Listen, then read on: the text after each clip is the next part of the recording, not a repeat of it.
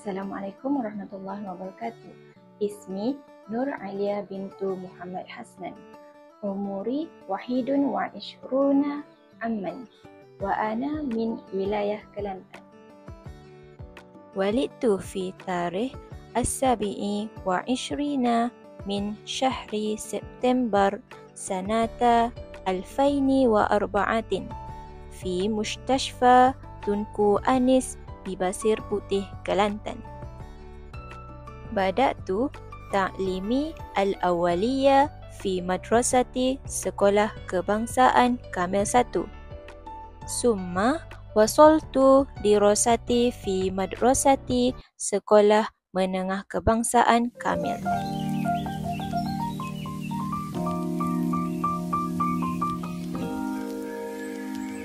Wazalika biakhzi syahadati ad-dirasati al-ulya al-Malaysia STPM fi madrasati Sekolah Menengah Kebangsaan Seri Aman.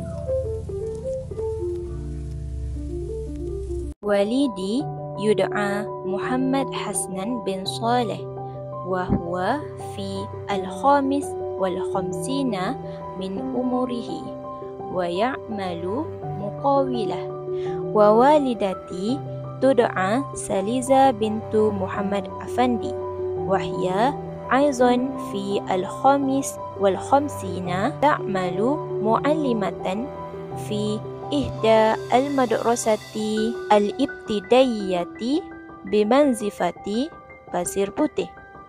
Ana al-bintu as-salisati baina arba'ati ikhwah. Liya ukhtun kubra wa akhun wahidun wa ukhtun sughra. Tuqimu ukhti al-kubra fi Kuantan fi wilayah Pahang wa akhi yaskunu fi Pasir Putih.